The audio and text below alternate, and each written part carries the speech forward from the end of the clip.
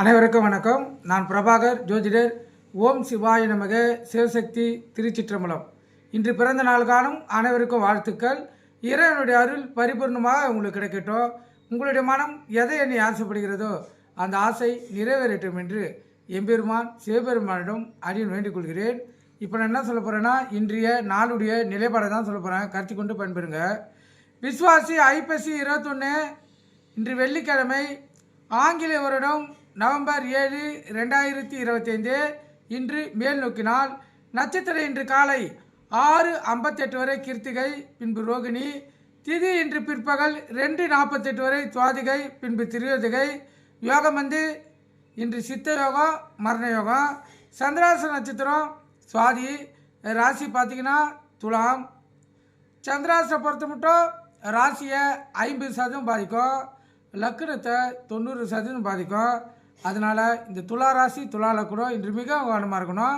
வண்டி வாய்ச்சாலக்குள்ளே மிக கவனமாக செல்லணும். போக்குவரத்து விதிமுறைகளை கடைப்பிடித்து செல்லணும். எக்காரத்து கொண்டும் வண்டியை இயக்கி கொண்டு மொபைல் ஃபோனில் பேசக்கூடாது. சிந்தனைகள் சிதறி விபத்துகள் ஏற்படுறதுக்கு அதிக வாய்ப்பு இருக்குது. சந்திராசி இருக்கக்குள்ளே விழிப்புணோடு இருந்து உங்களை நீங்கள் தற்காத்து கொள்ளணும். நல்ல நேரம் காலை 9:15 10:15, மாலை 4:45 5:45. இந்த கௌரி நல்ல நேரம் காலை 12:15 1:15, மாலை 6:30 7:30. இந்த கௌரி நல்ல நேரத்தில் புதுமண தம்பதியருக்கு சாந்தி முகூர்த்தம் அமைப்பது, குழந்தை பாக்கி இல்லாதவர்கள் பயன்படுத்துவது. எந்த ஒரு நல்ல காரியத்துக்கும் இந்த கௌரி நல்ல நேரத்தை பயன்படுத்தினா வாழ்க்கையில் ஜெயிக்க முடியும்.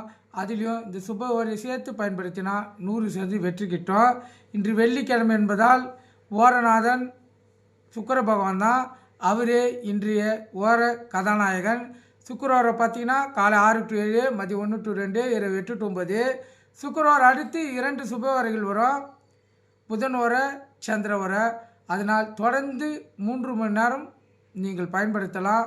உங்களுடைய தேவையான கோரிக்கைகளை வென்றெடுக்கலாம். கருத்தில் கொள்ளுங்கள். ராவகாலம் காலை 10:30 to 12, யமகண்டம் மாலை 3 to 4:30, குளிகை காலை 7:30 to 9. குளிகைனா மாந்தி, மாந்தினா குளிகை. இந்த காலகட்டத்தில் எந்த ஒரு நல்ல காரியமும் கெட்ட காரியமும் செய்யக்கூடாது. அது தீவினையே ஏற்படுத்தும். சூளம் மேற்கு. கோயிலுக்கு சென்றால் மேற்கு சைடு பார்த்து தான் இந்த கற்பூரமாக விளக்கை ஏற்றணும். அப்போ தான் உங்களுடைய கோரிக்கைகள் நிறைவேற்றப்படும். ஏன்னா இன்று மேற்கு தசநாதன் வழி நடத்துவதால் அவர் வழியிலே சென்றால் நம்மளுடைய எண்ணங்கள் மிக எளிதில் நிறைவேறும். நீங்கள் கருத்தில் கொண்டு பயன்பெறுங்க. நன்றி, வணக்கம். வாழ்க வளமுடன்.